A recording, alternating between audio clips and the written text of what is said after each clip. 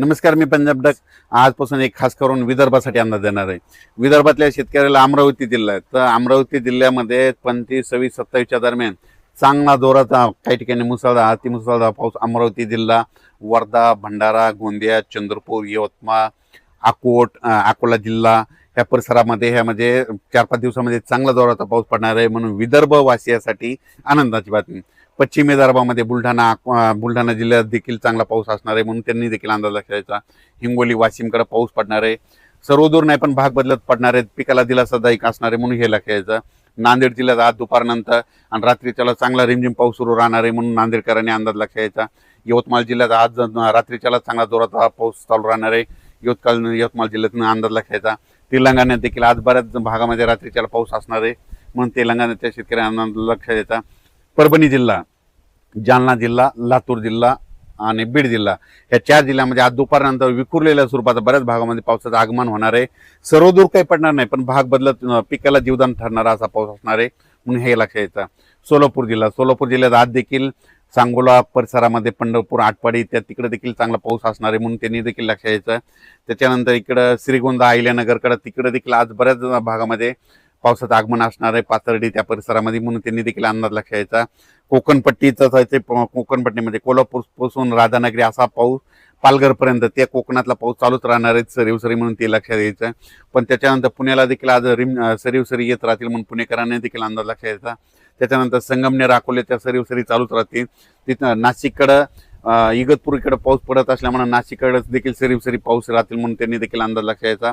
धुळे, जळगाव, नंदुरबार तिकडं मात्र 26, 27, 28च्या दरम्यान तिकडे देखील चांगला पाऊस येईल, म्हणून त्यांनी देखील अंदाज लक्षात यायचा.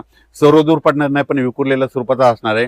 फक्त चांगला मोठा पाऊस फक्त अमरावती जिल्हा, इकडं अकोट तालुका, मोर्शी अमरावती जिल्ह्यातला मोर्शी तालुका, त्याच्यानंतर इकडं बेतूल, मध्य प्रदेशमधलं बेतूल, इकडं त्याच्यानंतर अचलपूर, दर्यापूर, त्याच्यानंतर इकडं उमरेड, वर्धा, नागपूर, भंडारा, गोंदिया, त्याच्यानंतर इकडे यवतमाळ, किनवट ह्या परिसरामध्ये मात्र चांगला पाऊस असणार आहे, म्हणून विदर्भासाठी हे जोराचा पाऊस असणार आहे, म्हणून विदर्भ शेतकऱ्यांनी अंदाज घ्यायचा. संभाजीनगर जिल्ह्यामध्ये तुम्हाला सांगू इच्छितो, इकडं शिल्लोड, नेल्लोड, त्याच्यानंतर इकडं सोयगाव, चाळीसगाव त्या परिसरामध्ये देखील ना आज बऱ्याच भागात पाऊस सुरू होईल. आणि संभाजीनगरकडे देखील विखुरलेल्या स्वरूपाचाच पाऊस आहे, सर्वदूर काही पडणार नाही, म्हणून त्यांनी देखील अंदाज लक्षात यायचा. त्याच्यानंतर राज्यात सगळीकडे असा म्हणावं तसा पाऊस पडणार नाही, विखुरलेला स्वरूपाचा 10 मिनिटाचा, 20 मिनिटाचा असाच पाऊस पडणार आहे, म्हणून अंदाज लक्षात यायचा. त्याच्यानंतर परत सप्टेंबरमध्ये मात्र परतीचा पाऊस एक शेतकऱ्याला तारणार आहे, म्हणून ते एक अंदाज आताच लक्षात घ्यायचा. विदर्भामध्ये काय होणार आहे, कमी दाबाचा पट्टा असल्यामुळं, ते कमी दाबाचा पट्टा जात असल्यामुळं मग काय होईल, मग त्याच्या विदर्भाच्या बाजूला मराठवाडा आहे. मग मराठवाड्यामध्ये कोणता, परभणी जिल्हा, हिंगोली जिल्हा, त्याच्यानंतर नांदेड जिल्हा, इकडे जालना जिल्हा, ह्या परिसरामध्ये काय होणार, मग रिमझिम पाऊस पडणार. म्हणून हे विदर्भामध्ये जास्त पडत असल्यामुळे मराठवाड्याला रिमझिम 25, 26, 27, 28च्या दरम्यान येणार आहे, म्हणून ह्या शेतकऱ्यांनी लक्षात येतात. पण ते पण सर्वदूर नाही, काही भागातच पडणार आहे, म्हणून अंदाज लक्षात यायचा. हे पाऊस महाराष्ट्रामध्ये ह्या महिन्यात कशामुळे नाही आलं, तर त्याचं खरं कारण सांगतो.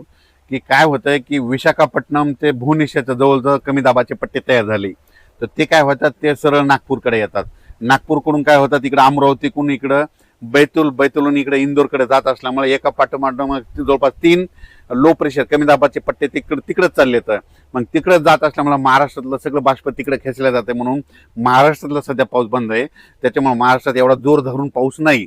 मग महाराष्ट्रात जोर धरण्यासाठी तुम्हाला सांगू इच्छितो की मछलीपट्टम आहे, म्हणजे इकडे चेन्नईकडे मछलीपट्टम आहे. त्या मछलीपट्टममध्ये काय होतं, सप्टेंबरमध्ये तिकडे कमी दाबाचे पट्टे तयार झाले, त्यानंतर ते पाऊस काय होतो, तेलंगणाकडे येतो, तेलंगणातून महाराष्ट्राकडे येतो. म्हणून मग महाराष्ट्रात जर पाऊस चांगला पडायचा असेल तर इकडं मछलीपट्टम, इकडं तेलंगणामध्ये कमी दाबाचा पट्टा होणं गरजेचं आहे.